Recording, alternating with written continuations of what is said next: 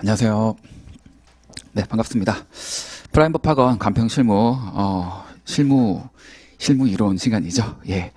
특강 시간입니다. 첫 번째 특강이고요. 수익환원법 되겠습니다. 네, 일단 반갑습니다. 우선 기본 강의 들으시는 분들 반갑고요. 그 다음에 이제, 특강 수업 들어오신 분도 반갑습니다. 지금 이 시기에서 이제 여러분들께서 실무 문제를 푸시면서 고민이 참 많으실 건데요. 그 중에서 가장 이제 첫 번째 산으로 여겨지는 이제, 수익환원법을 이제 오늘 다루려고 같이 만났습니다. 사실 이제 여러분들께서 보시는 기본적인 문제집이라던가, 그 다음에 다른 교재들에서 보시는 문제들을 이렇게 단편적으로 만나면요. 사실 이렇게 한꺼번에 정리되는 느낌보다는 그때그때 그 부분만 아는 느낌 되게 많이 들거든요. 그래서 이제 제가 오늘 특강을 준비를 하면서 이제 고민을 많이 했던 거는, 직접환원법과 그 다음에 할인현금흐름 분석법 이 두 가지의 내용에 대해서 좀 종합적으로 정리를 해서요. 앞으로 여러분들 만나는 이제 수익환원법에 대해서 조금 더 이제 편하고 좀 친숙하게 가실 수 있게 정리해드리고자 하는 이제 취지로 시작을 했습니다. 특강을 이제 제가 이제 계속 이제 시리즈로 지금 진행을 할 건데요. 사실 이제 이 이후의 특강 파트는 지금 오늘 이 강의는, 기본이에요. 기본 강의 수준이고요. 그 이후부터는 이제 어떻게 보면 이제 심한 난이도가 이제 진행을 보시면 될 것 같습니다. 자, 오늘 강의는, 우선은 첫 번째 시간 여러분들께서 이제 문제를 보고, 좀 답안지 써보셨을 거예요. 지금 올해 공부를 4월 정도부터 시작을 하셨으면 풀기가 어려우셨을 겁니다. 그래서 답안지도 그럼 같이 드렸거든요. 보시고, 답 보시고, 베끼기라 좀 하시라고 이제 드렸습니다. 그래서, 첫 번째 시간 여러분 문제를 푸시면서, 수익환원법, 직접환원법과 DCF법, 일단 전체적으로 한번 훑어보셨을 거고요. 그 다음에 이제 지금 두 번째 시간, 이 시간에 이제 직접환원법에 대해서 쭉 설명을 드릴 겁니다. 그래서 지금 문제에 나와 있는 순수익과 환원율에 대한 논점들을 이제 하나씩 터치를 할 거예요. 산식이야 간단하잖아요. 순수익에서 환원율 나누면 되는 건데, 순수익을 구할 때 어떤 논점이 있는 건지, 환원율을 구할 때 어떤 논점이 있는 건지, 요거를 이제, 눈으로 익혀야 됩니다.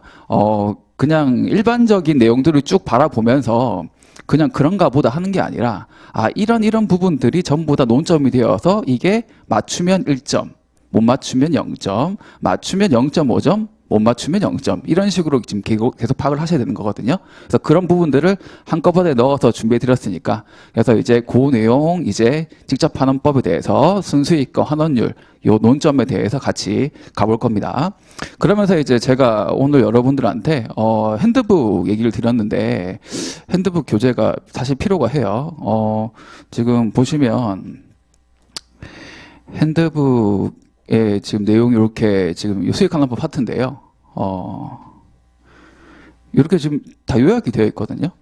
지금 PGI 구할 때 이런 논점, 운영 경비 구할 때 이런 논점이 다 들어있어요. 그래서 오늘 수업 들으시면서 문제를 제가 보면서 이게 터치 해드릴 겁니다. 거기 터치 해드리는 부분을 이 내용이랑 같이 보면서 하셔야 돼요.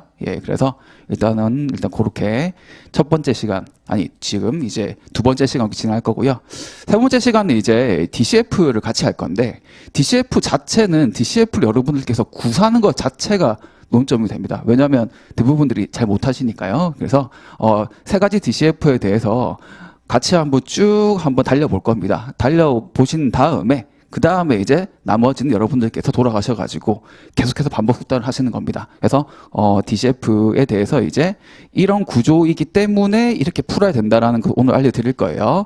그 구조를 하나 NOI부터 ATCF까지 3개가 되는 건데, 그 구조를 오늘 이제 정리를 하셔가지고 계속 반복 숙달 하시기 바라겠습니다. 그리고 이제 마지막 시간은요, 지금 직접환원법이랑 DCF법에 대해서 여러분들께 앞으로 나올 수 있는 심화 논점에 대해서 말씀드릴 겁니다. 지금 단계에서 여러분들께서 소화하기에는 조금 어려운 내용이 될 수 있는 건데, 미리 들어 놓으시면 나중에 다 기억날 거거든요. 그래서 직접환원법과 DCF법이 과거 기출에는 이렇게 나왔었는데, 앞으로는 이렇게 예상이 된다라는 부분입니다. 뭐 오늘 요런 이제 이 뭐 50점 되어 있는데요. 이 50점짜리 문제로 나오지는 않을 건데 이게 조금 줄여서 40점으로 통째로 나온다 그랬을 때 여러분들께서 최종적인 가액을 뭘로 결정할 것인가 이런 부분들까지도 나올 수 있는 논점이 되겠습니다. 네, 그래서 오늘은 수업을 그렇게 진행을 할 테니까요. 자, 첫 번째 직접 반응법부터 같이 다루어 보도록 하겠습니다. 자, 우선 여기 여러분들 문제 같이 펼쳐볼게요. 자, 일단은 첫 장에 보시면 1페이지에 물음 1번이 있고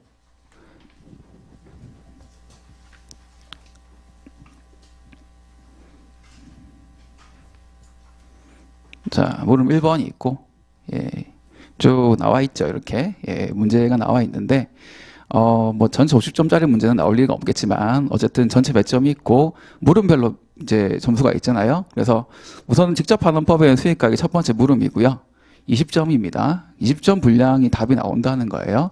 20점 분량 답이면 3페이지 좀 넘죠. 3페이지 정도 답이 나오게 생각하셔야 되겠습니다. 그러면서 이제 요 물음 1번에 맞는 자료를 같이 분석을 하겠습니다.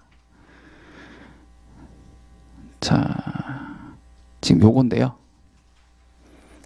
같이 한번 풀어볼게요.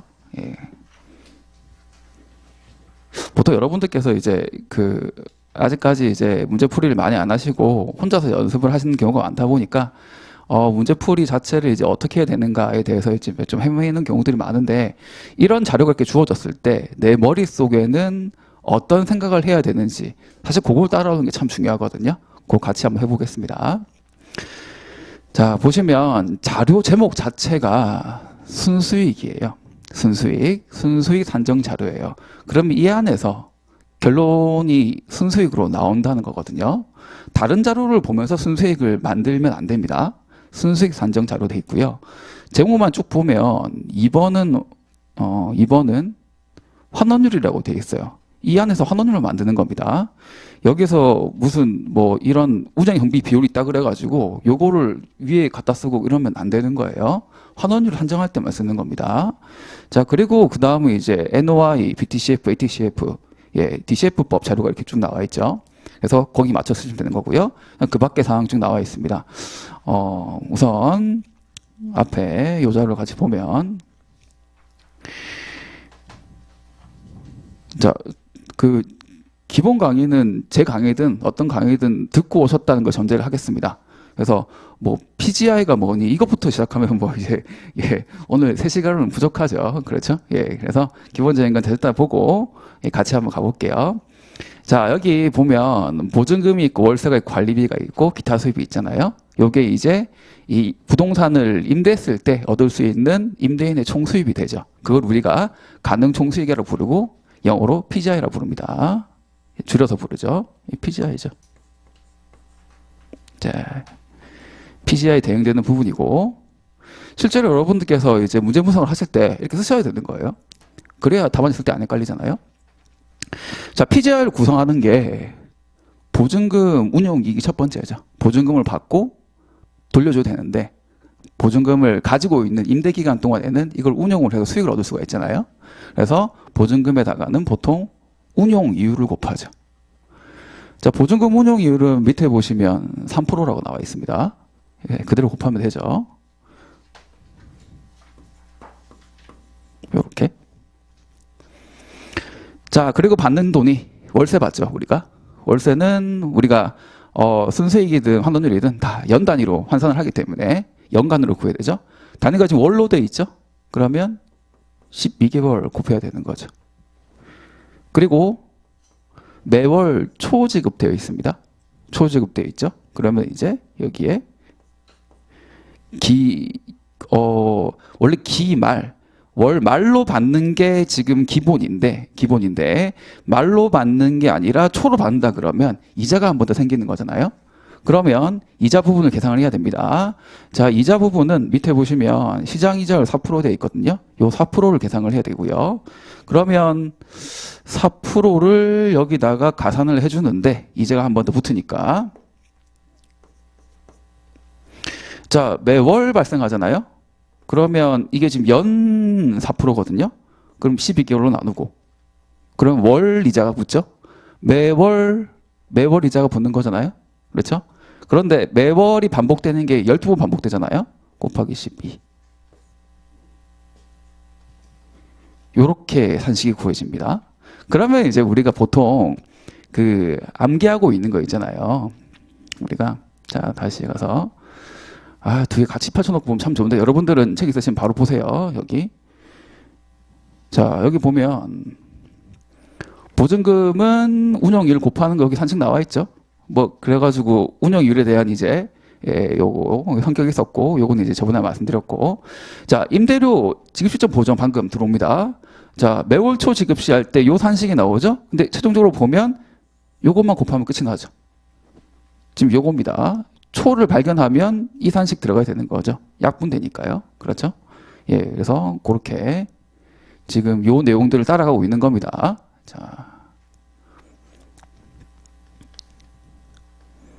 자, 그 다음 가겠습니다. 자, 관리비도 수입이죠.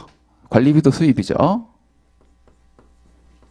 왜 관리비에서 이제 밑에 나오는 뭐 수선 유지비, 수도 강렬비 이런 이제 비용을 낼 건데 요거를 이제 어떻게 보면 임차인한테 전가를 시켜서 내가 이제 비용을 충당하는 내용이 되죠. 어쨌든 임대인이 받는 수익이기 때문에 12개월 곱해야 됩니다. 자, 그리고 기타 수입해서 1억 원이 잡혀 있는데 1억 원의 내역을 보니까 광고 수입으로 3년치를 선불받았다 되어 있습니다. 지금 현재 받았는데 지금 3년 동안에 1억 원치 받은 거잖아요. 그러면 뿌려줘야겠죠. MC로 뿌려주고 그 다음에 운영이율은 4%고 3년으로 뿌려주는 거죠. 자, 요 내용입니다. 여기서 자 보시면 뭐 논점이라고 할 부분들이요. 일단 요거 하나 있고요. 초를 발견한 사람은 이거를 맞출 거고 초를 발견하지 못한 사람은 이거 생략되겠죠. 그러면 바로 1점 차이 납니다. 여기서. 예, 그렇죠. 자, 그리고 기타 수입을 받았는데 광고 수입으로 3년치를 받았는데 MC를 곱해가지고 현재 받은 1억 원을 3년으로 뿌려줄 수 있느냐라는 부분이 또 논점이 되는 거죠. 요겁니다. 이렇게. 이거 다 합산하시면 예, PGI는 완성이 되죠.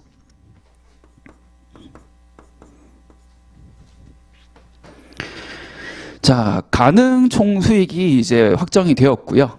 가능 총수익에서 이제 유효 총수익을 넘어야겠죠. 자, 유효 총수익은 공실과 대손을 뺀 거죠. 자, 밑에 공실 나와 있죠? 공실 나와 있고 오늘은 대손은 없으니까 뭐 걱정할 필요 없을 것 같고 공실률만 보시면 되겠습니다. 자, 대상은 지금 현재 만실이라 되어 있는데 일시적으로 만실이래요. 그러면서 주의를 보니까 다른 부동산들은 보통 5% 수준이다 돼 있습니다. 그러면 일시적인 만실해서 공실을 0% 하면 안 되겠죠. 왜냐하면 대상 부동산은 조금만 지나면 인근의 유사 부동산처럼 경쟁을 하니까 5%로 바뀌겠죠. 그렇게 공실률 5%입니다. 그러면 우리 PGI에서 곱하기 곱하기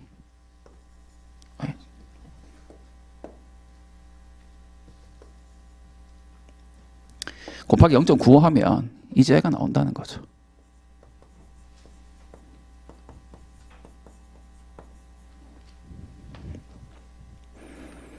자, 그리고 나오는 내용 보겠습니다. 용역 인건비부터 쭉 여기 내용까지. 이거 전부 예, 운영 경비 5위 항목이죠. 조금 헷갈리니까 요렇게 표시하겠습니다.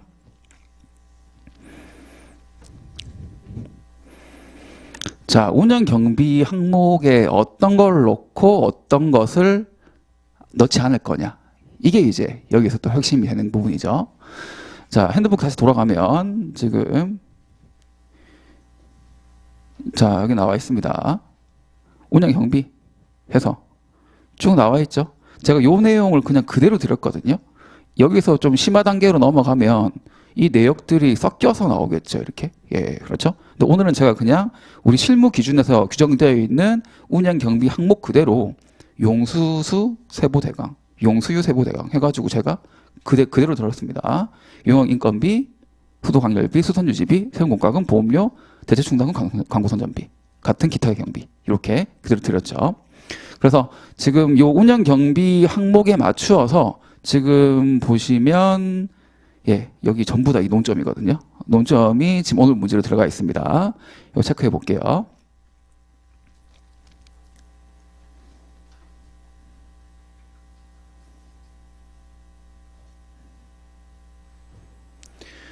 자, 용역 인건비 첫 번째 이제 그 부동산 운영하려면 사람이 항상 필요한 거니까 예, 인건비가 든다라는 것이고 그 인건비 뭐 용역 인건비든 직영 인건비든 직영 인건비면 사장님 본인이 관리한다는 거고 용역 인건비면 사람 맡긴다는 거죠.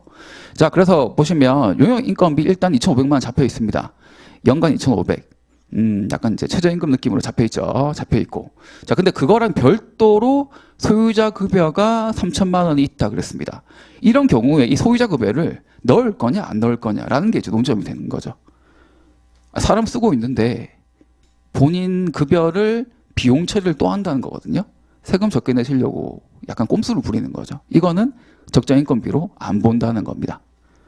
자, 그러면 역시 이 소유자 급여를 고려하지 않는 게 논점이죠. 그럼 요것만 딱 넣어야 되겠죠? 요것만. 자, 그러면 요것만 넣는 걸로 딱 표시하겠습니다. 자, 그 다음 이제 수도 광열비입니다. 뭐 수도 쓰고 그 다음에 전기 쓰고 하는 것들 당연히 이제 들어가는 비용이고요. 자, 여기서 이제 임차인이 본인이 직접 납부하는 금액이 200 중에 100이라고 되어 있습니다. 200 중에 100이라고. 자, 우리가 지금 계상하는 수익과 비용은 전부 임대인이죠. 임대인이 기준이죠. 임대인이 받는 돈 전부, 임대인이 내는 것만 전부 계상해야 되는 거죠. 임차인이 본인이 스스로 정리하는 부분들은 비용으로 잡히지 않습니다. 자, 그래서 역시 임차인 직접 납부 금액 100만 원을 넣지 않는 것이 또 논점이죠.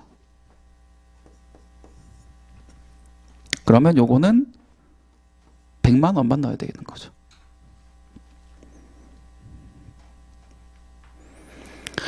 자, 계속 가겠습니다. 자, 수선 유지비. 뭐 하다못해 전구 갈고 뭐 이런 것들 다 얘기하는 게 수선 유지비거든요. 예. 그래서 수익적 지출. 지금 현재 부동산을 유지하기 위해서 당연히 들여야 될 일정 기간 동안의 그 비용들. 그러니까 진짜 전기가 아니라 뭐 전구 갈고 뭐 창문이 깨졌으면 고치고 뭐 이런 것들. 그런 것들이 전부 다 이제 수익적 지출이에요. 근데 자본적 지출은 다르죠. 자본적 지출은 그 부동산의 가치 상승을 올리는 거기 때문에 엘리베이터가 없는데 엘리베이터 집어넣었다. 이런 것들이 이제 자본적 지출이거든요. 그러면 지금 현재 상태의 수익과 비용에 해당하는 부분은 수익적 지출만 해당한다. 자본적 지출은 발생하면 수익과 비용으로 처리하는 것이 아니라 다른 방향으로 계상을 해야 됩니다. 그래서 자본적 지출은 X, 수익적 지출만 O. 그러면 이 500만 원은 100만 원만 넣어야 되겠죠. 자, 세금 및 공과금입니다. 세금 공과금. 자, 그래서 뭐 부동산을 이제 운영을 하면서 다 많은 이제 세금이 드는데 그 중에서 뭐만 계산할 것이냐? 보유세만 넣는다는 거죠. 임대인 기준이고 임대를 위한 겁니다. 자, 그렇기 때문에 소득세는 별개잖아요. 요거는 차후에 NOI 나오고 다 정리된 다음에 차후에 내는 게 소득세이기 때문에 보유세에만 해당하는 재산세만 들어갑니다. 재산세만 O. 소득세는 X. 자, 그러면 요거는 200만 원으로 정리해야 되겠죠. 자, 보험료입니다. 보험료. 예, 보험료. 임대 놓으려면 이제 그 부동산에 대해서 보험 들어야 되죠. 화재 보험은 필수라고 말씀드렸습니다. 그래서 그러한 화재 보험료 중에서 150만 원을 연간 내고 있는데 소멸성 보험료. 사라지는 것만 비용이 돼야 되죠. 그럼 나머지 50만 원은 돌려준다는 얘기잖아요. 왜 적립했다가 나중에 이제 보험 기간이 만료되면 일정 기간 환급해 주는 내용도 있잖아요. 환급해 주는 내용은 비용으로 넣으면 안 되는 거잖아요. 그걸 계산해 가지고 150 중에 100만 소멸성이다. 소멸성만 넣는 거예요. 비소멸성은 넣는 게 아니죠. 그러면 이것도 100만 원을 고쳐야 되고요. 대체 충당금, 요거는 뭐 원룸 같은 거 임대할 때 뭐 필수적으로 들어가는 동산이라 그랬죠. 뭐 빌트인 가구라던가, 그다음에 뭐 이제 인덕션 같은 거라든가, 그다음에 세탁기 같은 거라든가 뭐 그런 거 얘기하는 건데, 요거는 뭐 별다른 말 없으면 당연히 넣어야 되는 거고요. 기타 경비. 자, 뭐 다양한 이제 이자가 주어질 수가 있는데, 여기서 들어갈 수 있는 거는 말 그대로 정상이란 말 붙은 정상 운영 자금, 정상 운전 자금 이자밖에 없다 그랬습니다. 정상 운전 자금 이자만 없습니다. 임차인 들락날락하면서 보증금을 줬다가 뭐 내고, 뭐 비용을 썼다가 뭐 이제 수익 받고, 그러면서 이제 갖고 있어야 돼, 현금이 있어야 되는데, 그 현금에 대한 이제 운용 이자거든요. 그거는 이제 은행에 이렇게 넣어놓고 이자를 받을 수가 없으니까 그 부분만큼은 기회비용으로 손해를 본다는 개념이거든요. 그래서 요거는 계산합니다. 근데 그 외에 나머지 이자들은 넣지 않죠. 차입금 이자는 어떤 차입금인지 모르겠는데 본인이 따로 부담하셔야 되는 거죠. 그래서 여기도 100만 원으로 고쳐야 됩니다. 자, 그리고 감가상각비는 우리가 항상 안 넣죠. 우리는 상각전 순수익을 구하는 것이기 때문에 감가상각비는 비용으로 포함하지 않습니다. 자, 여기까지 이제 쭉 정리를 했어요. 자, 논점. 이거 전부 논점이죠? 전부 논점이에요. 임차인 부담분 빼는 거, 자본적 지출 빼고 수익적 지출만 넣는 거, 소득세 안 넣고 보유세인 재산세만 넣는 거, 소멸성 보험료만 계상하는 거, 차입금 이자 넣지 않는 거, 그 다음에 감가상각비 넣지 않는 것. 그 득점 포인트가 되는 논점이란 게 뭐냐면 항상 선택이거든요. 넣을 거냐 말 거냐, 이거를 계상을 할 거냐 안 할 거냐, 이런 부분들, 전체를 다 넣을 거냐 아니면 일부만 계상을 할 거냐, 이런 것들 전부 다 선택이잖아요. 선택을 올바르게 하시는 분이 있고, 올바르게 못하는 분이 있겠죠. 거기서 변별력이 발생하고, 거기서 이제 뭐 1점, 0.5점씩 계속 이제 격차가 발생하는 겁니다. 결국 이 빨간색 부분들이 전부 논점이 되면서요, PGI, EGI, OE까지 결정이 되었습니다. EGI에서 유효 총수익에서 운영 경비를 빼면 NOI가 나오죠. 여기서 이것을 차감하게 되면 최종적으로 우리가 구하고자 하는 순수익 NOI가 나오겠습니다.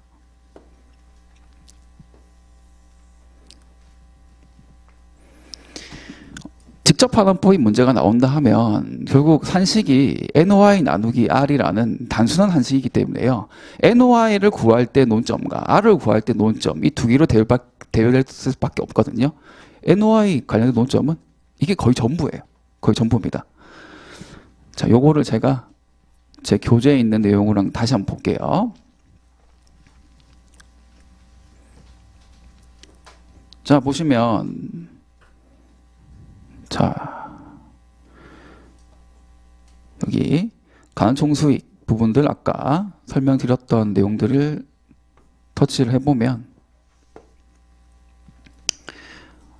자, 오늘 요 내용은 다루진 않았습니다. 결국 운용이율, 보증금 운용이익을 구하려면 운용이 곱해야 되는데 어떤 거를 선택할 거냐라는 부분들이었거든요. 이건 뭐 좀 많이 어려워서 오늘 수업에서 안 넣었습니다. 그래서 운용이율을 어떻게 바라보냐에 따라 가지고 넣을 수 있는 그 운용이율을 보수적으로 볼 거냐, 조금 더 적극적인 높은 이유로 볼 거냐라는 것인데, 이론 기출에서도 나왔던 내용이고요. 실무에서도 나올 수가 있습니다. 요거는 이제 좀 어려운 내용이라서 스터디에서 제가 다룬 부분이고요. 자, 그 다음 아까 봤었던 요 월세, 예, 일정한 시기마다 지급하는 임대료, 지급 임대료, 우리 일상용어로는 월세라 부르는 그 내용에 대해서 지금 초로 받으면 요렇게 산식을 고쳐야 된다라는 부분들이 나올 수 있는 부분이고요. 관리비 수입은 과거에는 이게 수익이냐 비용이냐라는 부분이 있었는데 실무 기준이 나오면서 사실 그 전에 이제 당연히 우리 현업 관행으로 당연히 이건 수익이 맞는 건데 우리 수험기만 잘 모르고 있다가 최근에는 아예 실무 기준에서 예, 강총 수익에 포함되는 내역으로 넣었기 때문에 예, 당연히 넣어야 되는 부분이고요. 넣는 것 자체가 이제 어떻게 보면 약간의 논점이 될 수 있습니다. 자, 그리고 아까 봤었던 아까 광고 수입이 있었죠. 예, 선불적 성격의 일시금을 돈을 받았다. 그러면 MC를 집어넣는 것 있었습니다. PGI 논점 이게 전부고요. 그 다음 이제 공실이랑 대소원 얘기입니다. 자, 아까 공실 0%를 할 거냐 5%를 할 거냐 선택을 했었잖아요. 자, 이런 내용이죠. 일시적인 공실이나 만실은 넣지 않고 인근 지역과 대상 물건 분석을 통한 적정 공실률을 반영해야 된다. 선택은 사실 두 가지예요. 대상의 공실률을 넣을 거냐 인근의 표준적인 공실을 유효할 거냐 이 차이인 건데, 자, 방금은 지금 대상이 틀렸고 인근이 맞다라고 드렸습니다. 인근 맞다고 드렸어요. 이게 이제 기존의 기출에 많은 태도였거든요. 많은 태도였는데 최근에는 반대로도 많이 나오고 있습니다. 인근은 5%인데 인근은 10%인데 나는 지금 5%다. 근데 내가 정말 좋은 위치에 있고 신축 부동산이라서 인근처럼 10%로 안 바뀔 거다라고 이제 내용이 주어지면 인근이 10%로 가는 게 아니라 대상인 5%로 가야 되는 거죠. 뭐 그렇게 지금 선택 부분입니다. 그래서 지금 보면 인근 지역만 보는 게 아니라 대상 물건까지 같이 봐야 되는 거예요. 자, 대손 충당금은 이제 임차인이 돈을 안 갚았을 때 이제 계상을 하는 거죠. 그런 건데 요 내용이 이제 나올 수가 있습니다. 보증금이 충분하면 계상이 필요가 없다. 예, 월세가 100만 원인데 보증금은 1억을 받았어요. 그러면 100개월치를 이제 돈을 안 내야 되는 거잖아요. 그래야 보증금이 다 깎이는 거잖아요. 100개월 안에는 뭐 양도소송 해가지고 예, 명도소송 해가지고 돌려받고 다 할 수 있겠죠. 그렇기 때문에 보증금이 월세보다 현저하게 많다면 보증금 대손충당금을 계상하지 않아도 된다는 부분들이 이제 해설서의 내용에 있습니다. 그리고 뭐 임차인 분석인데 뭐 임차인이 어떤 임차인이냐, 주거용 임차인보다 상업용 임차인이 뭔가 대손 확률이 더 높을 수가 있겠죠. 장사하다가 망하실 수 있는 거니까. 근데 주거 생활을 영위하는 곳에 이제 월세가 밀린다는 거는 정말 큰일이 아니면 있을 수가 없는 거잖아요. 그래서 그런 경우에 있어가지고 뭐 예를 들어서 용도에 따라 가지고 상업용은 5%로 보는데 뭐 주거용은 뭐 안 본다라던가 뭐 그런 부분들, 주거용은 5%인데 상업용 10%로 본다던가 이런 부분들에 대한 분석도 있을 수가 있습니다. 뭐 좀 심한 내용이 되겠습니다. 이게 끝났고, 자, 그 다음에 운영 경비 부분이었는데요. 자, 아까 보면 제가 소유자 급여 터치해 드렸죠. 자, 근데 혹시 인건비가 아예 안 잡혀 있으면요, 소유자 급여도 넣을 수가 있는 경우가 있어요. 예, 인건비 안 들어 있으면 인건비는 무조건 잡혀야 되기 때문에. 자, 수도관열비. 자, 사실 그렇잖아요. 한전이라던가 상수도 사업소에다가 임차인이 본인이 직접 고지서를 받아내는 경우들이 많잖아요. 그렇기 때문에 이 수도관열비 같은 경우는 임차인 직접 납부 시 미기상하는 게 자주 나온 논점이 되겠습니다.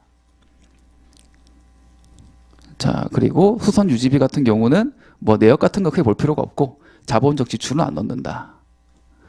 세금 공과금 같은 부분들은 이제 여기 요런 보유세만 해당하지 소득세, 법인세, 취득세, 상증세, 양도소득세, 거래랑 관련된 것이라던가 이미 소득 자체가 이제 개인으로 넘어온 단계인 소득세, 법인세 같은 경우에는 계상하지 않는다라는 부분들이 있었어요. 보험료, 소멸성만 해당하고 대책충당금은 빌트인 감가상각비인데 요건 계상해야 된다는 것. 광고 선전비, 정상운전 자금 이자만 포함하는데 나머지 부동산 구성이자, 자기자본이자, 장기차입금이자, 개인정보비 이런 것들은 전부 다 해당 부동산의 임대와 관련이 없는 거기 때문에 넣지 않는다라는 부분이 있었습니다. 그리고 건물 감가상각비 상각시 기준이니까 역시 안 넣는다. 예, 이렇게 해요. 자, 임대자료 플러스 임대인 부담이에요. 자, 이런 큰 대원칙에 따라서 이게 수익이냐 비용으로 포함할 거냐 안 넣는 거냐 이게 결정이 되는 부분이었고요. 그 외에 뭐 이렇게 이 화폐 시장 같이 반영하는 부분들이 논점들이었어요. 잘 하실 수 있겠죠? 예, 이게 전부거든요. 이게 전부예요. 그럼 더 이상 다른 것도 필요가 없습니다. 자, 여기까지가 이제 우리 순수익을 구할 때까지의 논점들이었습니다. 자, 그 다음 이어서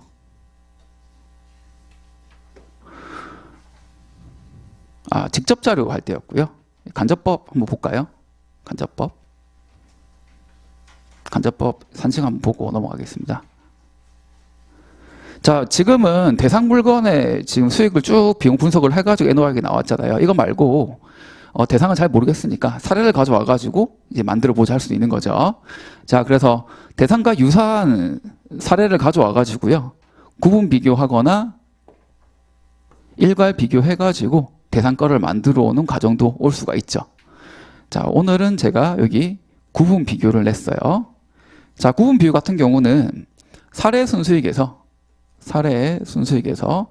사정 보정, 그 다음에 시점 수정, 여기 들어있네요. 예, 시점 수정 여기 들어갈 수도 있고, 아니면 토지 건물 각각으로 들어갈 수도 있고, 그 다음에 이제 토지 요인, 지역 요인 비교, 개별 요인 비교하고, 그 다음에 수량까지도 비교해야 되니까 면적 비교하고, 그 다음에 건물 비교할 때 건물 개별 요인 비교하고, 건물은 지역 요인 비교 필요 없죠. 그리고 이제 건물은 장가를 비교하니까 별도로 장가를 비교를 하고, 그 다음에 건물의 임대 면적을 비교하고, 그거를 이제 그런 요인치를 사례의 수익 구성 비율에 따라 가중 평균 해가지고 대상거를 만드는 이 과정인 거죠.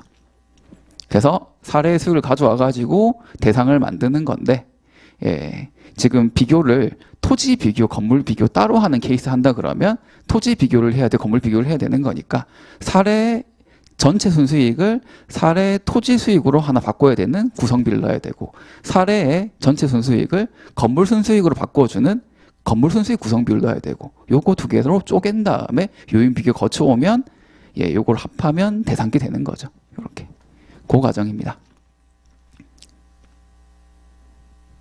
간단하게 문제로 볼게요. 자, 보시면 지금 자료 제목이 간접 자료로 바뀌었습니다. 대상기 아니니까 간접 자료죠. 대상 거는 직접 자료라고 앞에 이름이 붙어 있었고요. 직접 자료. 자, 그 다음은 간접 자료. 자, 우선 여기 사례 순수익이 여기 주어져 있습니다. 자, 여기서 시작을 할게요. 산식 바로 밑에 써볼게요. 자, 첫 번째 사정 보정을 해야 되는데 사정 보정 내용이 없죠. 정상 임대라고 되어 있습니다. 자, 넘어가고요. 자, 그 다음은 자, 바로 이제 토가구 건가구 아니 토순구 건승구로 넘어가서 비교를 할 거냐 아니면 희점 수정을 할 거냐라는 건데 그건 자료를 보고 판단을 해야 됩니다.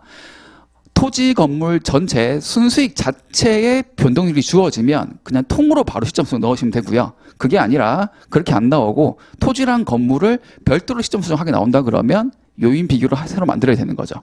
자, 밑에 보니까 자, 시점 수정 시 적용할 순수익 변동률 나와 있네요. 토지 변동률, 건물 변동률 쪼갠 게 아니라 그냥 전체 변동률이 주어져 있습니다. 매월 0.4%. 월할 계산 나와 있네요. 자, 그러면 1.004에다가 임대 시점, 사례 시점부터 기준 시점까지 해야 되는 거죠. 기준 시점이 지금 이렇게 나와 있습니다. 옆에. 그러면 2개월이죠. 곱하기 2승. 1.004에 2승. 이렇게. 시점 수정까지 했어요. 자, 그 다음부터는 이제 요인 비교를 들어가야 되죠. 자, 곱하기 갑니다. 해서 자, 하나 쪼개 그냥 이렇게 간단히 이렇게 보시기 편하게 이렇게 표시할게요. 자, 토지 갑니다. 토지 자, 가격 구성 비율 혹은 수익 구성 비율인데 여기 보시면 임대 사례에 토지 건물의 가격 구성비가 나와 있고 순수익 구성비가 나와 있어요. 오늘은 수익 비교니까 순수익 구성비 써야 되겠죠? 0.4, 0.6.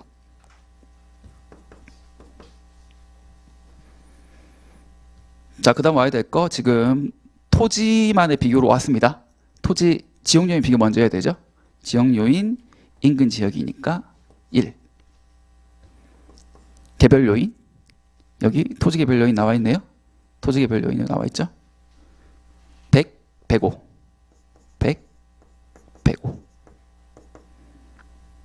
계속해서 보시면 자 보시면 토지 수량 비교를 해야 되죠. 여기 1000, 1100 이렇게 그럼 끝났습니다. 토지만 비교한다 그러면 사례 금액에서 사정 보정하고 휘점 보정하고 지역 요인, 개별 요인, 그 다음에 면적까지 다 한 거죠. 건물 가겠습니다. 자, 건물은 지역 요인 비교표로 바로 개별 요인이죠. 자, 대상 100, 사례 98. 잔가율이 포함되지 않았다라고 되어 있고요. 그리고 건물의 잔가율은 부동산의 수익과 가치에 영향을 미친다. 그러면 비교해 줘야 된다라는 내용이고, 그러면 위에 분자로 올라갈 거는 대상의 현재 잔가율이죠. 자, 대상은 잘 보겠습니다. 대상은 지금 전체 50년 중에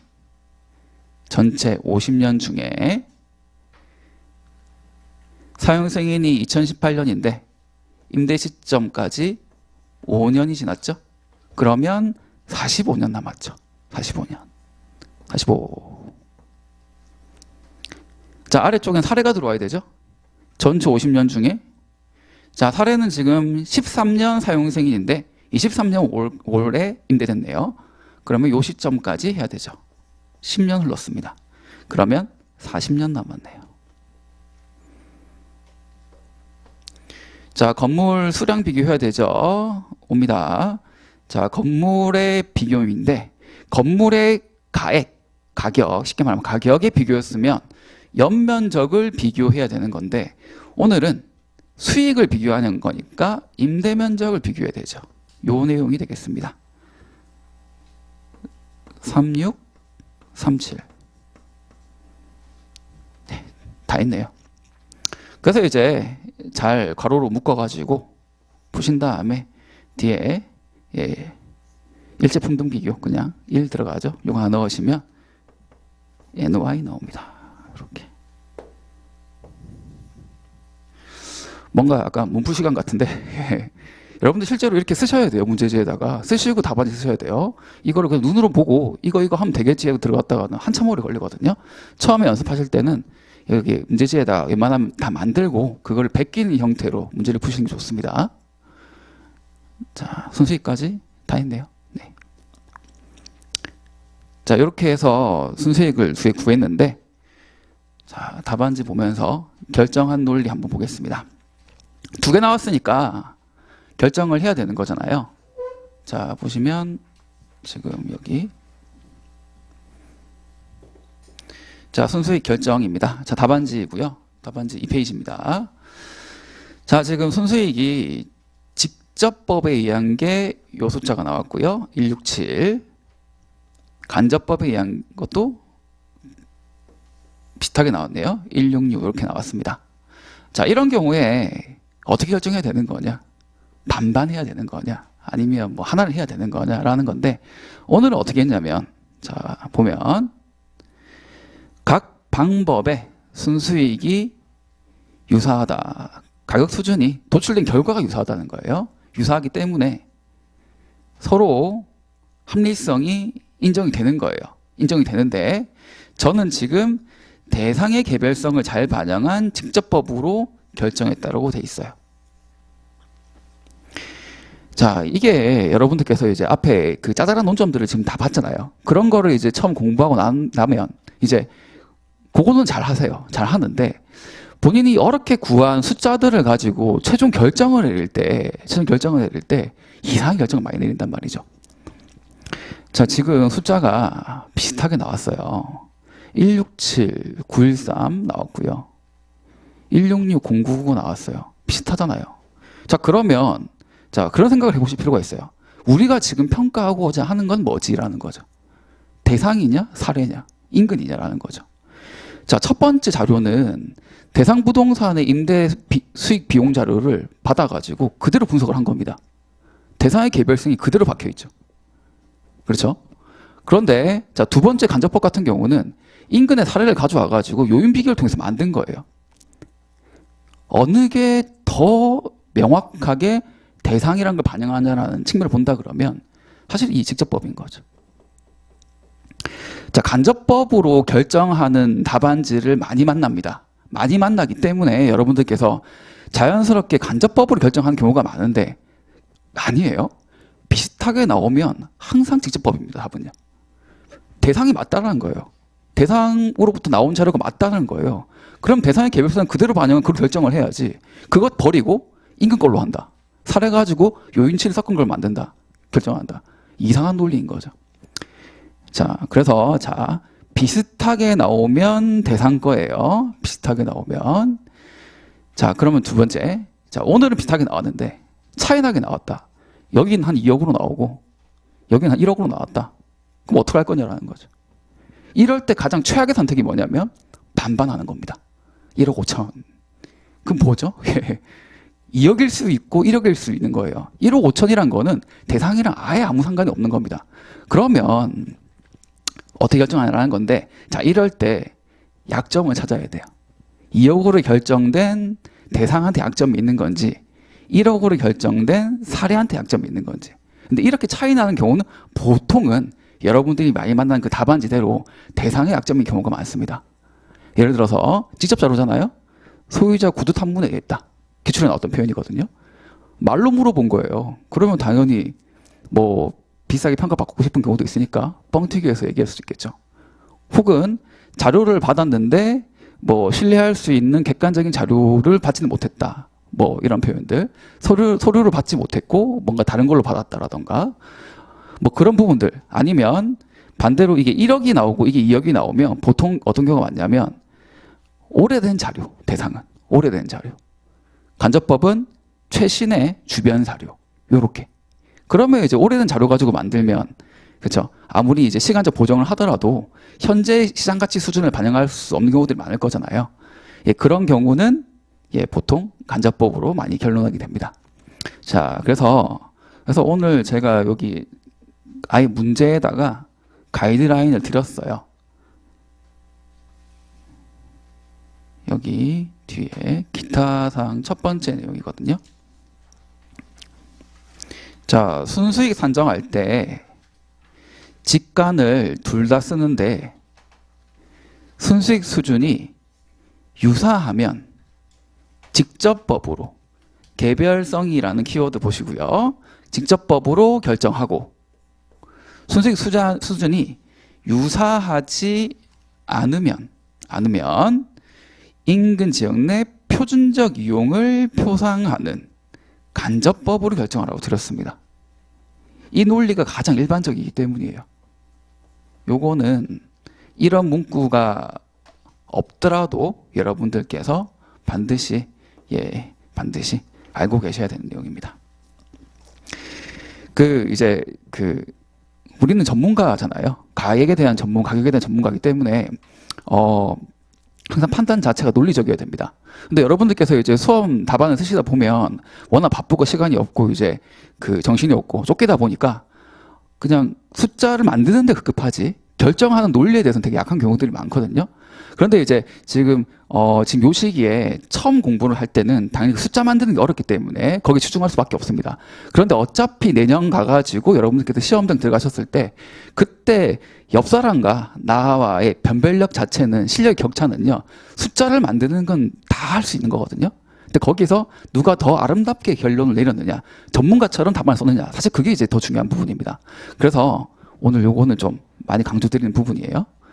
그 특강 오시고 수익 환원법 심화 내용까지 말씀드리는데 예, 이런 거 말씀 안 드리면 안 되죠. 이런 게 진짜 나중에는 큰 무기가 되는 거니까요.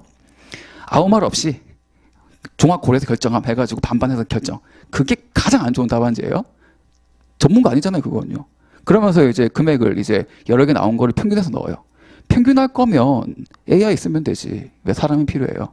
그런 논리입니다. 자, 그래서 순수익까지 했고요. 환원율 내용을 해야 되는데 일단 지금 너무 더운 것 같아요, 그렇죠? 그래가지고 일단 에어컨도 좀 틀어야 될 것 같고 하니까 10분 정도 쉬고 2교시 때 환원율 하도록 하겠습니다.